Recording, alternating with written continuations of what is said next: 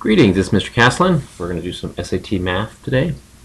This is a question from SAT Question of the Day, which College Board puts out. There's a website and a smartphone application that you can download that will help you practice your SAT questions on a daily or weekly basis. We have a word problem, so even if you don't like math all that much, hey, it's about dogs and cats, so some of you dogs and cat lovers can at least appreciate this problem, and we'll ignore that it's math for the moment. Alright, so in a community of 416 people, each person owns a cat or dog or both. If there are 316 dog owners and 280 cat owners, how many of the dog owners own no cat? Okay. One thing about this problem is I thought about it and I'm like, I don't think this type of problem is actually taught in any of the math curriculum that I've taught in high school. Maybe possibly you could work a problem like this in a statistics class, but statistics, easy for you to say. Alright, but I don't really believe we ever worked a problem laid out exactly like this. So this is really just a logic problem. How good are you with number sense? Okay, so SAT does just, sometimes it just tests your number sense.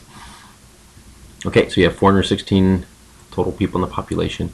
You have 316 dog owners, 280 cat owners. Alright, so what's that going to add up to? 596. That's 596 owners. Well, that's greater than the whole population.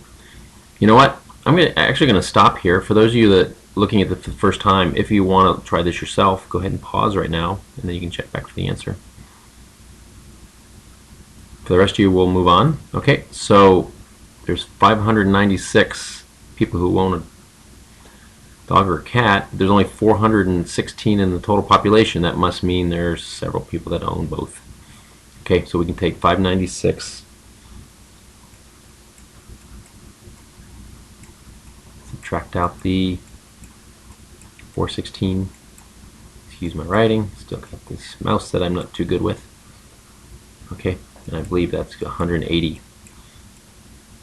So it looks like 180 people in this town with the cute dogs and cats. 180 of them own a cat and a dog. Okay, so how many of the dog owners own no cat? Well, you'd have to go back to the total dog owners, which is 316. Okay, and let's subtract out the owners that had both dog and a cat. Which number was that?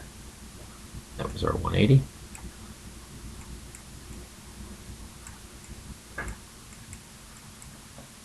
And you're going to get 136 dog owners who do not own cat. These are just the dog people. They are not cat people at all. I apologize, I didn't put the answers that the College Board had on here. I forgot to take that on my screen snapshot, but the correct answer on this one was 136. So again, this is a logic problem.